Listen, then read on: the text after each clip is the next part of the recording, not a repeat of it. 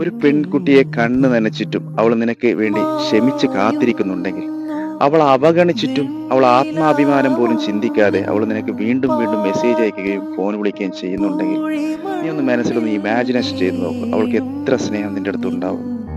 നിനക്ക് പകരം വെക്കാൻ മറ്റൊരാൾ അവളെ മനസ്സിൽ ഇല്ലാത്തത് കൊണ്ടാണ് വീണ്ടും അവൾ നിനക്ക് വിളിക്കുന്നതും മെസ്സേജ് അയക്കുന്നതും. അവളെ ഈഗോയെക്കാളും എത്രയോ പ്രാധാന്യം നീ ആയതുകൊണ്ട് മാത്രമാണ്. വീണ്ടും വീണ്ടും അവൾ ഒരിക്കലും അവഗണിക്കാൻ നിൽക്കരുത്.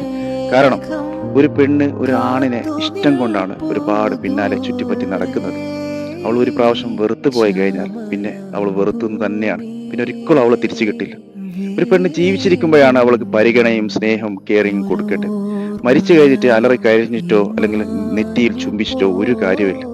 അതുകൊണ്ട് സ്നേഹം, പരിഗണന ജീവിച്ചിരിക്കുമ്പോൾ മാത്രമാണ് കൊടുക്കേണ്ട ഒന്നാണ്. ഇതുപോലത്തെ ഒരു പെൺകുട്ടി നിന്റെ ജീവിതത്തിൽ ഉണ്ടെങ്കിൽ ഒരിക്കലും നഷ്ടപ്പെടുത്തരുത്. ഓക്കെ.